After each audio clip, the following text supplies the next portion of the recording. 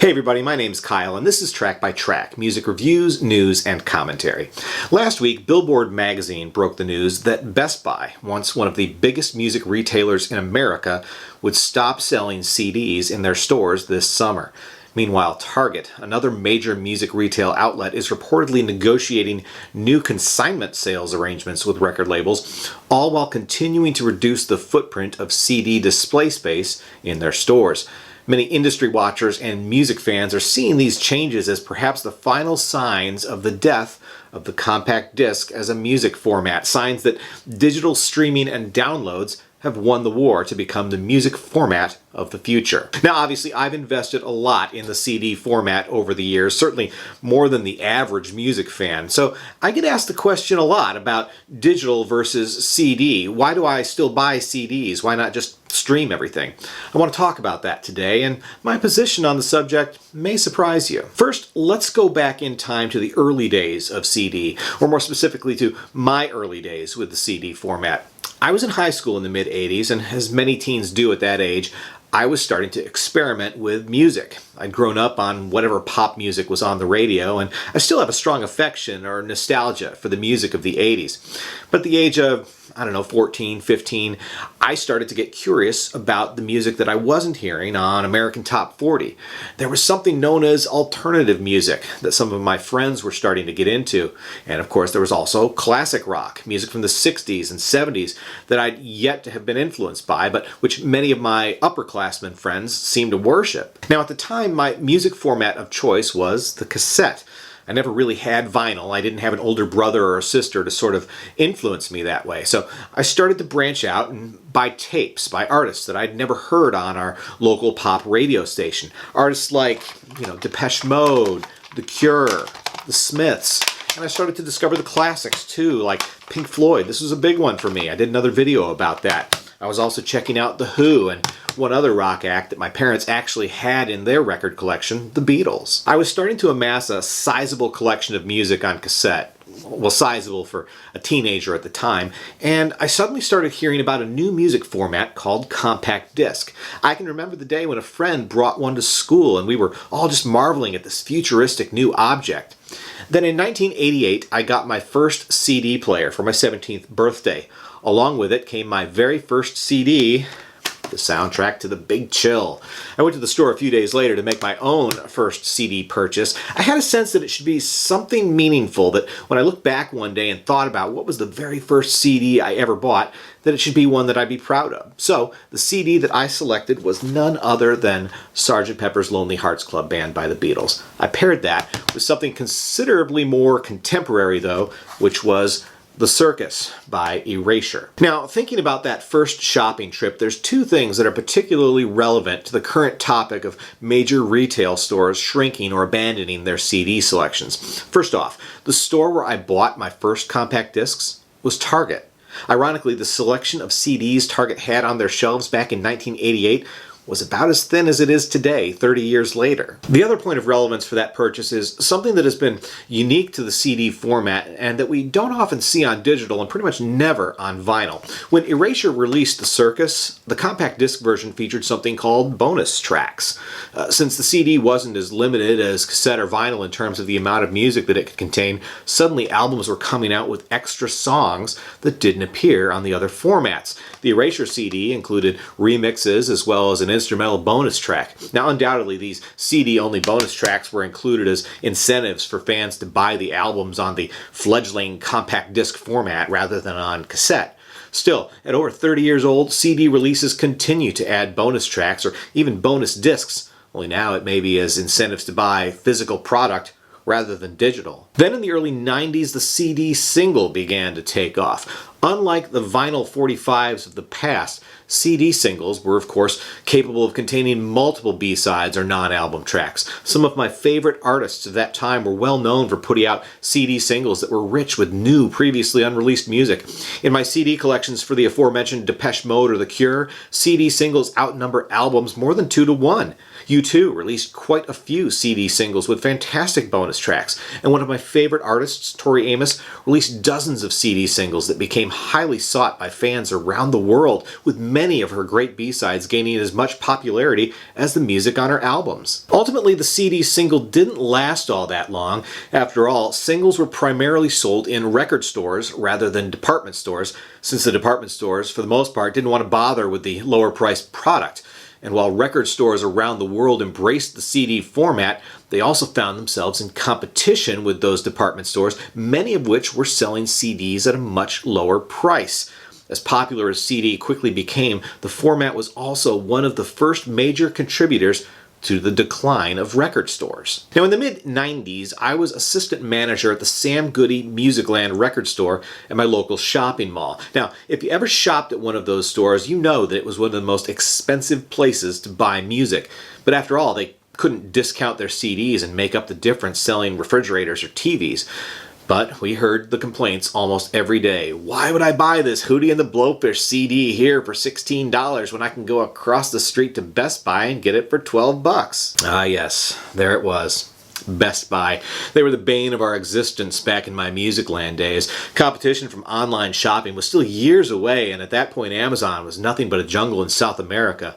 But as a store that specialized in selling CDs, we were struggling to compete with the big box stores. And not just Best Buy. I mentioned Target already, but of course there was even Walmart or Kmart too. I watched as the handful of locally owned record shops closed their doors, unable to compete with the discount pricing at the big chain stores. Not long after I left Musicland, the company was actually acquired by Best Buy. But even Best Buy couldn't make a record store chain successful, and they soon sold that part of the company off. Musicland and Sam Goody didn't last long after that, and as online shopping began to rise, we saw the fall of the formerly great Tower Records chain as well. Then in the late 90s, along came Napster, the peer-to-peer file sharing service that rocked the music industry. Suddenly fans were downloading digital copies of their favorite music for free, allegedly costing record companies billions of dollars in lost sales. Now, I'm not convinced that Napster was quite that damaging in terms of the impact on sales. After all, there was plenty of music that you download for free that you never would have paid for in the first place. But since it's free,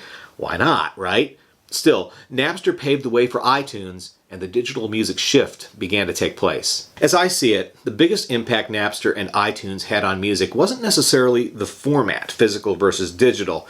The thing they impacted the most was consumer perception of the value of music. The greatest damage done by Napster wasn't lost sales during its brief existence before being legally forced to shut down.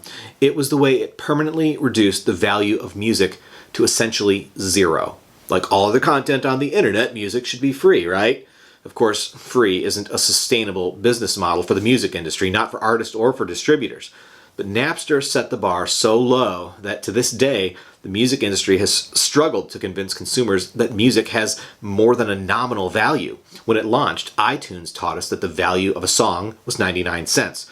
Fast forward to today, and with streaming companies like Pandora and Spotify and Apple Music offering music as an all-you-can-eat service, songs are seemingly now just pennies apiece. How then can a $12 compact disc containing a mere 14, 15 songs possibly compete? The answer is it can't. It won't. The fall of the CD to the dominance of digital music was inevitable. The compact disc is all but a niche market now, not entirely unlike the modern vinyl market. But in the case of vinyl, we have a format that has somehow successfully positioned itself as more of a premium product that justifies a premium price tag. As LP buyers know, a new release on vinyl often costs almost twice as much as the same album on CD, never mind digital. Now, I don't want to dig into vinyl in this video really because that's a much bigger topic, but I will say this. I don't for a moment think that it's possible for CD to reestablish itself as a prestige physical format that could command a premium price. I don't believe that the CD format will ever have the kind of affection or nostalgia that vinyl has enjoyed and which vinyl buyers have embraced in spite of the higher cost of product. For today's CD buyers, what is the price threshold? How much is too much to charge? New releases sell for $10 to $12 on Amazon. Would you pay $15? $18? More likely, I think that kind of price increase would push most digital holdouts past the tipping point into streaming or downloads. After all, as much as those physical format stalwarts, myself included, may love their compact discs, We've all been conditioned to believe that their value hovers around $10 each.